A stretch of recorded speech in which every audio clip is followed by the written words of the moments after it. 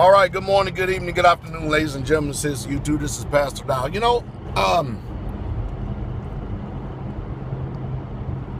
Many times in the past, I've talked about trying to do my best to stimulate conscience here.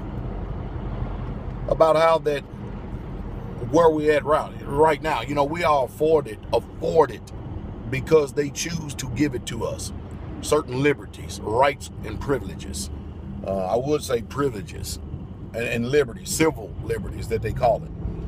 But everybody in this country, if you're not part of the 1% of the ruling elite, we're all slaves. Every single one of us.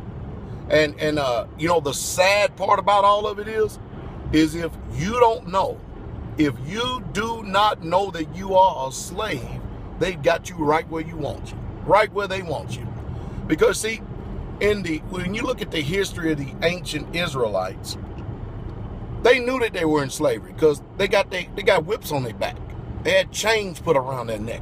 When the blacks were enslaved by the whites over here and through the transatlantic slave trade here in this country and stuff, the blacks knew that they were in slavery because they beat them with whips. They put iron chains around their necks and around their feet. They chased them down, sick dogs on them, rape, rob, murder, pillage them, their children, their women, and the men, sodomized the men, the whole 9 yards. So the oppression, they knew it was there, and they knew that they were in slavery. But today, be you black or white, the problem of today is that we're all in slavery, and we don't even know it.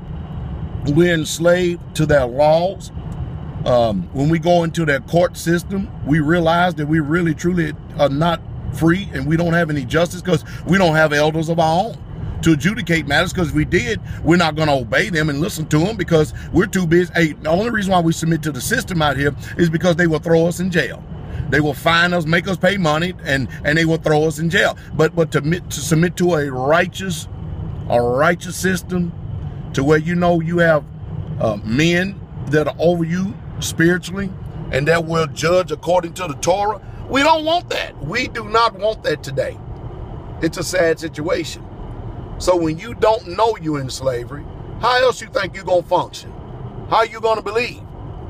And they truly have got us all in indentured servitude.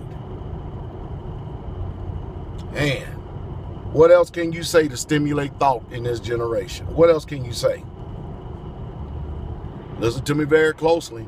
You take all the Federal Reserve notes as you can out of this system. When you get paid, when you receive money, you put very little back into that system. Now, starting off, you're going to have to put some back into it because you need to buy the things that are necessary for you in order to establish you, your homestead, and your family. And once you do that, you take these Federal Reserve notes, you buy tangible assets that is written down in the Constitution, which ain't nothing but a piece of toilet paper right now. But anyway, you still do it because it's been sound money for over 5,000 years. And then you start canning. You start doing everything that's going to feed your family, so you can stop dying because of their disease food that they're giving you, all these genetically modified foods that they're using to keep you sick and to keep you dumb, dormant, docile, and demoralized. Mind drooling.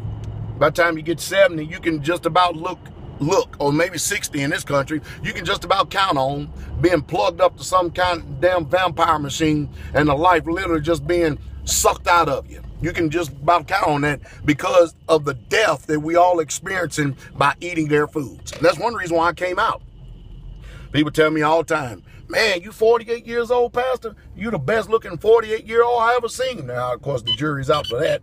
But that's because we take care of ourselves. We do look different.